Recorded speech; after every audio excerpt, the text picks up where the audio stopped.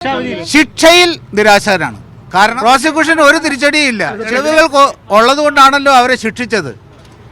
ഇന്നത്തെ ശിക്ഷ A1 മുതൽ A6 വരെയുള്ള 1 മുതൽ 6 വരെയുള്ള പ്രതികൾക്ക് 20 വർഷം കഠിന തടവ്, 2 കഠിന തടവ്, അതായത് 120B-ക്കും 376D-ക്കും 366-ന് 10 വർഷം കഠിന തടവും കൂടാതെ ഫൈനുമുണ്ട്. മറ്റ് വകുപ്പുകൾ അനുസരിച്ചും ശിക്ഷിച്ചിട്ടുണ്ട്. 376Dയെ സംബന്ധിച്ചിടത്തോളം ഇത് പാർലമെൻറ്റ് പറഞ്ഞിട്ടുള്ള ഏറ്റവും മിനിമം കൊടുക്കേണ്ട ഒരു സെൻറ്റൻസ് മാത്രമാണ് ഈ കോടതി നൽകിയിട്ടുള്ളത്. ഇത് സമൂഹത്തിൽ അങ്ങേ അറ്റത്ത് തെറ്റായ ഒരു സന്ദേശം നൽകും എന്നുള്ളതാണ് എൻ്റെ അഭിപ്രായം.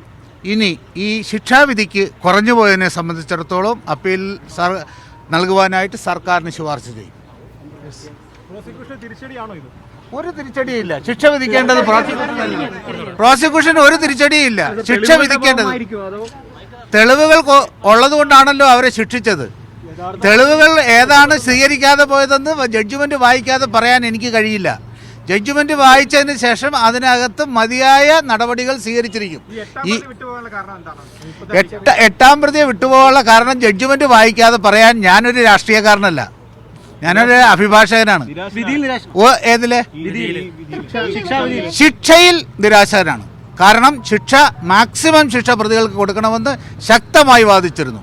കാരണം മനഃശാസ്ത്രിയെ ഞെട്ടിച്ച ഒരു സംഭവമാണ്.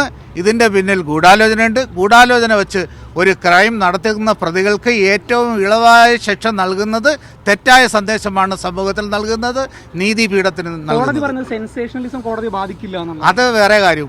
ശിക്ഷ കണ്ടുപോയാൽ അതിൻ്റെ അകത്ത് പ്രൊപ്പോർഷണലേറ്റായിട്ട് ശിക്ഷ വിധിക്കേണ്ടതാണ്. 20 വർഷം മിനിമം എന്ന് പറഞ്ഞാൽ 20 വർഷം വരെക്ക് മുകളിൽ എത്ര വർഷം വേണമെങ്കിലും കോടതിക്ക് ശിക്ഷിക്കാം. അത് 20 വർഷം പാർലമെൻറ്റ് നിശ്ചയിച്ച മിനിമം കൺവിക്ഷനാണ്. അത് ഒരു കോടതിയുടെ ഔദാര്യമല്ല, അത് പ്രോസിക്യൂഷൻ്റെ അവകാശമാണ്. പലപ്പോഴും ജഡ്ജിയുടെ നിലപാടുകൾ ചോദ്യം ചെയ്യപ്പെട്ടുള്ളതാണ്. ഇപ്പോൾ ശിക്ഷാവിധി പ്രഖ്യാപിച്ചപ്പോഴും ഈ ഒരു നിരാശയാണ് താങ്കൾക്കുണ്ടാവുന്നത്. അപ്പോൾ അത് എന്താണ് സൂചിപ്പിക്കുന്നത്? എനിക്ക് ഈ കേസിനെ സംബന്ധിച്ചിടത്തോളം യാതൊരുവിധ നിരാശയുമില്ല. ഈ പാസ്പോർട്ട് കിട്ടുന്നതിന് വേണ്ടിയാണ് ഞാൻ കഴിഞ്ഞ 3.5 വർഷം ഈ കോടതിക്ക് അകത്ത് വെന്ത് നീറിയത്. ഞങ്ങൾ അനുഭവിച്ചിട്ടുള്ള പ്രയാസങ്ങളെല്ലാം പിന്നീട് വേണ്ട സ്ഥലങ്ങളിൽ വേണ്ട വിധത്തിൽ അവതരിപ്പിക്കും, അതിനുള്ള പരിഹാരങ്ങൾ നേടും.